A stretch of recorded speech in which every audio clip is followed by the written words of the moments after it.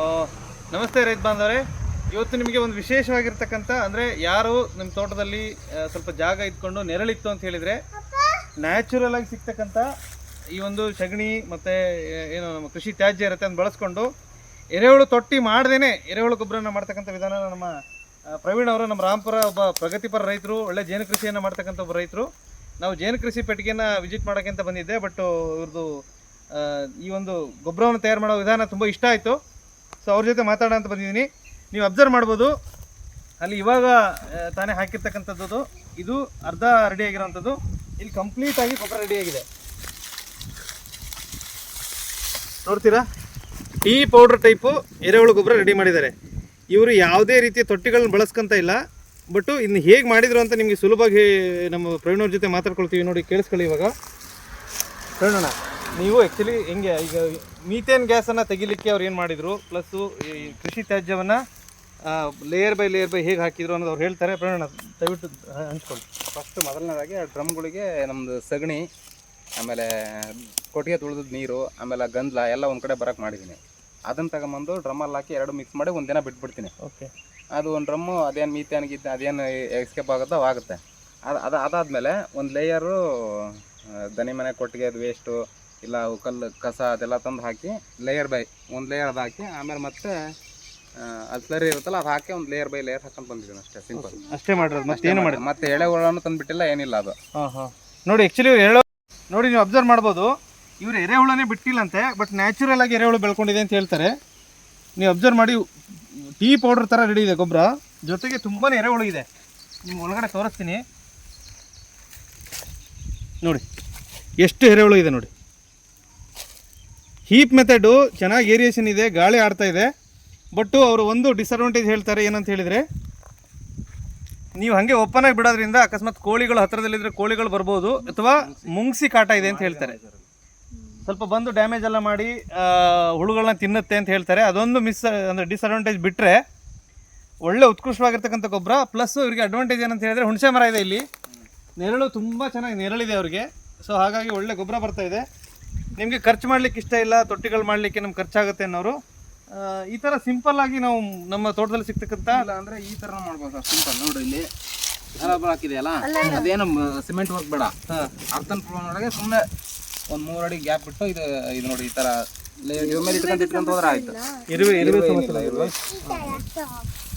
But ಒಳ್ಳೆ ಗೊಬ್ಬರವನ್ನು ಮಾಡಿದ್ದಾರೆ, ನನಗೆ ಆ್ಯಕ್ಚುಲಿ ಖುಷಿ ಆಯಿತು. ಜಾಸ್ತಿ ಇರೋದನ್ನ ಇಲ್ಲಿ ತುಂಬಿಟ್ಟಿದ್ದೀನಿ ಸರ್.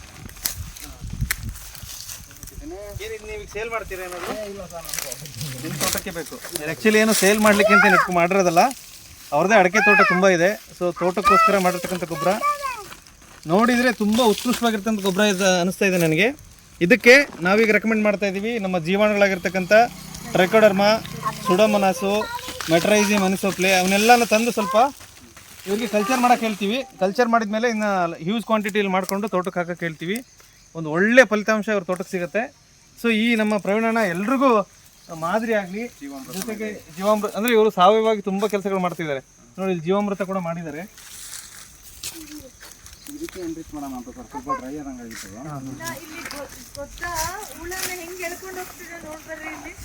ಹೌದಾ ಮೇಡಮ್? ಬನ್ನಿ ಮೇಡಮ್.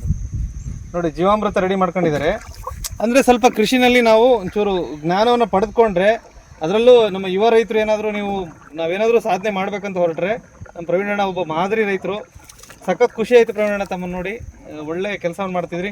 ನೋಡ್ರಿ, ಜೀವಾಮೃತ ರೆಡಿ ಮಾಡ್ಕೊಂಡಿದ್ರಿ. ಜೀವಾಮೃತಕ್ಕೆ ಏನೇನು ಹಾಕಿದ್ರಿ, ಏನೇನು ಮಾಡಿದ್ರಿ? ಬೆಲ್ಲ, ಆಮೇಲೆ ಕಡಲೆ ಹಿಟ್ಟು. ಎಷ್ಟು ಕೆಜಿ ಬೆಲ್ಲ ಹಾಕಿದ್ರಿ? ಆರ್ಗ್ಯಾನಿಕ್ ಬೆಲ್ಲ ಹಾಕಿದ್ದೀನಿ. ಓಕೆ. ಆಮೇಲೆ 2 ಕೆಜಿ ಬೆಲ್ಲ, 2 ಕೆಜಿ ಹಿಟ್ಟು. ಓಕೆ. ದ್ವಿದಳ ಧಾನ್ಯದ ಹಿಟ್ಟು, ಅಲಸಂದಿ ಕಾಳು ಹಿಟ್ಟು. ಆಮೇಲೆ ಒಂದು 10 ಕೆಜಿ ಸಗಣಿ. ಆಮೇಲೆ ಒಂದು 10 ಲೀಟ್ರು ಗಂಧಲ, ಅದು ಜೇಸಿ ಹಾಕ್ಲದ್ದು. ಆಮೇಲೆ ಒಂದು ಇಡಿ ಮಣ್ಣು, ಅದೇ ಬದು ಮಣ್ಣು. ಓಕೆ. ಇಷ್ಟೆಲ್ಲ ಹಾಕಿ ಬೆಳಗ್ಗೆ ಮಧ್ಯಾಹ್ನ ಸಾಯಂಕಾಲ ಕ್ಲಾಕ್ ವೈಸ್ ಡೈರೆಕ್ಷನಲ್ಲಿ ಒಂದು ಡೈರೆಕ್ಟಲ್ಲಿ ತಿರುಗಿಸ್ತಾ ಇದ್ದೀರಿ. ಸೊ ಇದನ್ನ ನೀವು ನೆಕ್ಸ್ಟ್ ಈಗ ಆಯ್ತಿವಾಗಿದ್ದು. ಓಕೆ. ಎಷ್ಟು ದಿವಸಕ್ಕೆ ನೀವು ರೆಡಿ ಮಾಡ್ಕೊತೀರಿ ಇದು ಮಾಡಿ 5 ದಿನದಿಂದ 3 ದಿನದಿಂದ ಯೂಸ್ ಮಾಡ್ಬೋದು. 3 ದಿನದಿಂದ 10 ದಿನದ ಒಳಗಡೆ ನಾನು ಇದೇ ಗೊಬ್ಬರಕ್ಕೆ ಎನ್ರಿಚ್ ಮಾಡೋಣ ಅಂತ. ಓಕೆ. ನೀವೇನು ಹೊರಗಡೆಯಿಂದ ಟ್ರೈಕೋಡರ್ಮಾ ತರೋದು ಬೇಡ, ಇದನ್ನ ಡೈರೆಕ್ಟ್ ಎನ್ರಿಚ್ ಮಾಡೋಣ ಅಂತ ಅದನ್ನು ಮಾಡ್ತಾ ಇದ್ದೀನಿ ಸರ್. ಇಲ್ಲಿ ಸ್ವಲ್ಪ ಬೇರೆ ಥರ ಆಗಿದೆ. ಲಾಸ್ಟ್ ಟೈಮ್ ಹಾಕಬೇಕಿತ್ತು, ಹಾಕೋಕ್ಕಾಗಲಿಲ್ಲ. ಸ್ವಲ್ಪ ಡ್ರೈ ಆದಂಗೆ ಆಗಿದೆ. ಇದಕ್ಕೆ ಈ ಕಡೆ ಡಮ್ ಮಾಡ್ಕೊಂಡು ಮಿಕ್ಸ್ ಮಾಡ್ಬಿಡೋಣ ಅಂತ ಹೇಳಿ.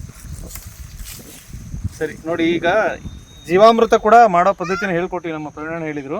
ಸೊ ಇದನ್ನು ಕೂಡ ನೀವು ರೈತರು ನಿಮ್ಮ ಮನೆಯಲ್ಲೇ ಮಾಡ್ಬೋದು. ಇಲ್ವಾ ಅಂತ ಹೇಳಿದರೆ ನಿಮಗೆ ಜೈವಿಕ ಕೇಂದ್ರಗಳು, ನಮ್ಮ ತೋಟಗಾರಿಕೆ ಇಲಾಖೆ ಜೈವಿಕ ಕೇಂದ್ರಗಳಲ್ಲಿ ಅಥವಾ ಕೃಷಿ ವಿಜ್ಞಾನ ಕೇಂದ್ರಗಳಲ್ಲಿ, ಕೃಷಿ ಕಾಲೇಜುಗಳಲ್ಲಿ ನಿಮಗೆ ಟ್ರೈಕೋಡರ್ಮಾ, ಸುಡೋಮೋನಾಸು, AMC ಬೇರೆ ಬೇರೆ ರೀತಿಯ ಜೀವಾಣುಗಳು ಸಿಗುತ್ತೆ. ಅವನ್ನ ತಂದು ಕೂಡ ನೀವು ನೇರವಾಗಿ ಈ ಒಂದು 200 ಲೀಟರ್ ಬ್ಯಾರಲಲ್ಲಿ ನೀವು ಮಲ್ಟಿಪ್ಲೈ ಮಾಡ್ಬೋದು. 2 kg ಬೆಲ್ಲ 2 kg ಕಡ್ಲೆ ಹಿಟ್ಟು ಹಾಕಿದರೆ ನೀವು ಈ ರೀತಿ 200 ಲೀಟರ್ ಬ್ಯಾರಲ್ಗೆ ಮಲ್ಟಿಪ್ಲೈ ಕೂಡ ಮಾಡ್ಬೋದು. ಇದು ಆಗಿದೆ ನೋಡಿ ಎಂಥ ಒಳ್ಳೆ ಗೊಬ್ಬರ, ಒಳ್ಳೆ ಟೀ ಪೌಡರ್ ಇದ್ದಂಗೆ ಇದೆ. ನಿಮ್ಗೆ ಇನ್ನು ಹತ್ತಿರದಲ್ಲಿ ನೋಡಿ ಎಷ್ಟು ಎಂಥ ಕ್ವಾಲಿಟಿ ಗೊಬ್ಬರ ಆಗಿದೆ ನೋಡಿರಿ. ಎರೆಹುಳು ಗೊಬ್ಬರ ಇದು ಸ್ವಲ್ಪ ತೊಟ್ಟಿಯಿಂದ ಮಾಡಿ ಸ್ವಲ್ಪ ನಿರ್ವಹಣೆ ಚೆನ್ನಾಗಿ ಮಾಡಿದ್ದಾರೆ. ಅಲ್ಲಿ ನಿಮಗೆ ಓಪನ್ ಆಗಿ ಮಾಡಿದ್ರು, ಇದು ಸ್ವಲ್ಪ ಡ್ರೈನೆಸ್ ಇತ್ತು ಅಲ್ಲಿ, ಹಂಗಾಗಿ ಇಲ್ಲಿ ನೋಡಿ ಆ್ಯಕ್ಚುಲಿ ತೊಟ್ಟಿನಲ್ಲಿ ಮಾಡೋದ್ರಿಂದ ಗೊಬ್ಬರ ನೋಡಿ ಎಷ್ಟು ಚೆನ್ನಾಗಿ ಬಂದಿದೆ. ಈ ಗೊಬ್ಬರ ಕ್ವಾಲಿಟಿ ನೋಡಿ ಸಖತ್ತ ಬಂದಿದೆ. ಎರೆಹುಳು ಇದೆ. ಏನೇನು ಕೃಷಿ ತ್ಯಾಜ್ಯ ಬಳಸಿರೋದು? Same sir. ಹಾಂ ಹಾಂ ಹಾಂ. ಇದು ನೋಡ್ರಿ, ಇದಕ್ಕೆಲ್ಲೂ ಹೋಲಿಲ್ಲ, ಎಲ್ಲಿ ಎರೆಹುಳು ಅವೇ ಬಂದಿದ್ದಾವೆ, ಎಲ್ಲಿಲ್ಲ. ಅಲ್ಲಿ ಕೆಳಗಡೆ ಒಂದೇ ಒಂದು ಹೋಲಿದೆ ಅಷ್ಟೇ. ಹೈಟ್ ಜಾಸ್ತಿ ಇದೆ, ಹೀಟ್ ಆಗುತ್ತೆ ಅನ್ನೋ ಬಟ್ ಸಣ್ಣದಿದೆಲ್ಲ ಮೇಡಮ್ ಅದು. ಇಷ್ಟು ತನ ಹಾಕಿದೆ ಹಿಂಗೆ ಈ ಥರ ಹೋಯ್ತು ಅನ್ಸುತ್ತೆ. ಅದು ಗೊದ್ದ ಎಳ್ಕೊಂಡು ಹೋಗ್ತಾ ಗೊದ್ದ ಎಲ್ಲ ತಿನ್ನಿಸ್ ಇಲ್ಲಿ ನೋಡ್ರಿ, ಇಲ್ಲಿ ಎಳ್ಕೊಂಡು ಗೊದ್ದ ಇರುವೆ ಕಟ್ ಮಾಡ್ಕೊಂಡು ತೊಗೊಂಡೋಗ್ಬಿಡ್ತು. ಈಗ ನೋಡುದು ಕಷ್ಟಪಡ್ಬೇಕು ಮೇಡಮ್. ಇದು ಮಾಡ್ತಿದ್ರು ಅವಳು ನೋಡ್ರಿ ಹಿಂಗೆ ಎಲ್ಲ. ಅದು ತಂದೆಯಿಂದ ಬಂದಿರೋ ಗುಣ ಮೇಡಮ್. ನಾವು ಬೆಳೆಸ್ಬೇಕು ಮೇಡಮ್. ಅದನ್ನ ಇದರಿಂದ ಇದು ಒಳ್ಳೇದಂತ ಬೆಳೆಸಿದ್ರೆ ಮಾತ್ರ ಮಕ್ಕಳು ಗೊಬ್ಬರ ಎಲ್ಲ ಮುಟ್ತವೆ. ಈ ಕೆಲವೊಬ್ರು ಸಗಣಿ ಮುಟ್ಟೋಕೆ ಹಿಂದೆ ಬಂದು ನೋಡ್ತಾರೆ ಮೇಡಮ್. ಸಗಣಿ ಮುಟ್ಟಿದ್ರೆ ಅಯ್ಯಪ್ಪ ಗಲೀಜು ಅಂತಾರೆ. ಮೂವ್ಮೆಂಟ್ ಎಲ್ಲ ಚೆನ್ನಾಗತ್ತೆ. ಈಗ ಮುಂದೆ ಸರ್ಜರಿ ಗಿರ್ಜರಿ ಮಾಡ್ತಾರಲ್ಲ ಡಾಕ್ಟರ್,